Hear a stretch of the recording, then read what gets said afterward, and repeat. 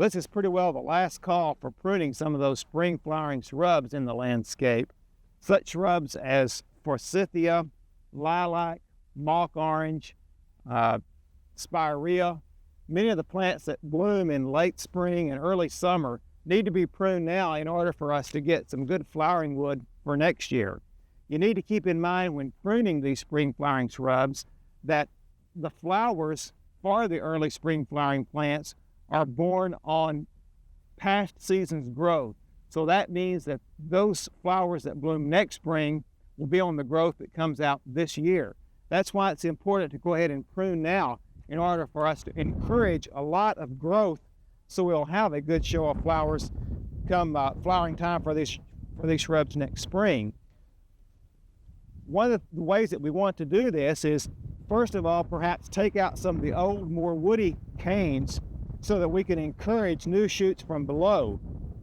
If on some of these woody canes we have some new shoots already coming out, then you may want to cut just above those like we're doing here so that it will encourage this new one to come on out and make a nice strong shoot for next spring's flowers. Also, if you have some that are trying to lay down and not grow the way you would like for them to, we can train those now also by removing those again by an upright growth and thereby forcing that shoot to grow up and become a dominant plant. Then we can further shape this a little bit more simply by cutting some of the tops out of those that have already begun to grow so that we will encourage branching on these and have more of a branching, weeping form of this particular shrub. If it looks like that we're getting too much growth down around the base of this plant, then we need to come in and thin those out, because if there are too many shoots or stems in here that are beginning to grow, those of course will be weak, more succulent in their growth pattern, and we won't have the nice, strong, upright growth habit that we would like to have for some of these center shoots. Keeping in mind that if you wait until late in the season and prune these, or if you prune these in the winter time, like you might some of your other shrubs and plants in the landscape, then what you're going to be doing is pruning off all that flowering wood. So be sure and get out right away if you haven't already and prune all of these spring flowering shrubs in order for us to get this good growth for next year's flowering habits. There are also some other pruning chores that need to be done in the landscape right now. We need to also be pruning the crepe myrtle. This year, not only the crepe myrtle, but also some other plants experienced quite a bit of winter damage. And so we've waited a little bit later to prune crepe myrtle than we normally would, just to be sure that we're getting the growth that we know we're going to get on that plant before we start pruning it back. But we do have several crepe myrtle here in the garden we need to be working on. So I'll go over to some of the crepe myrtles now and we'll give you some tips on pruning those. Well, the crepe myrtle, unlike the forsythia we were just pruning, is a late summer flowering shrub, and that means that the flowers are going to be born on current season's growth. So this growth that's coming out this spring, as it grows into the mid and late summer, will produce the flowers.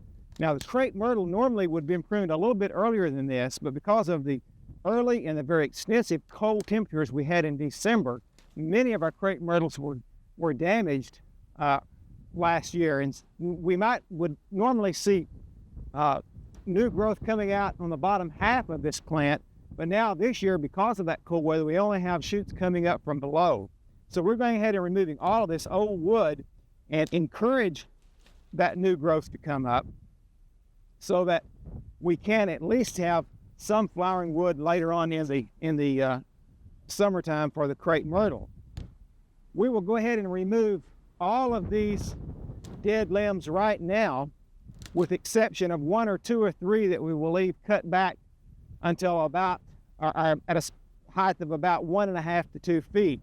The reason I want to leave some of those is to give these new shoots a little bit of a protection, so that as they grow up, they're going to be very succulent and very fast growing.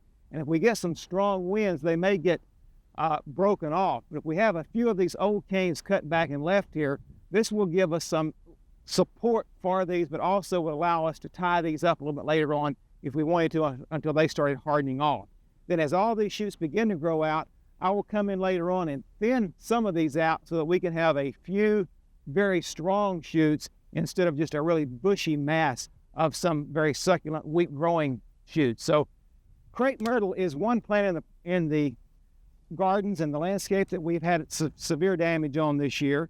We've also had damage on some other plants. In fact, we've experienced a lot of winter injury this year. Back here on our incense cedar, for example, we have some limbs that are showing up dead now. This is also winter injury, but this is just sort of spotty. And if you have some plants in your landscape that you see some dead growth on now, just in a spotty fashion such as this, then very carefully remove all that dead growth down to a green shoot, so that the green shoot then can take over and become the main branch or the main leader for that particular limb.